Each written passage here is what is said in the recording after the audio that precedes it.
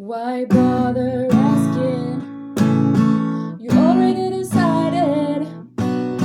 You ask with a smile, manipulating. And whenever I start talking, you change the damn subject. I listen and I comfort your feelings. It's a quiet culture, games and abuse, playing the victim, then pointing at you.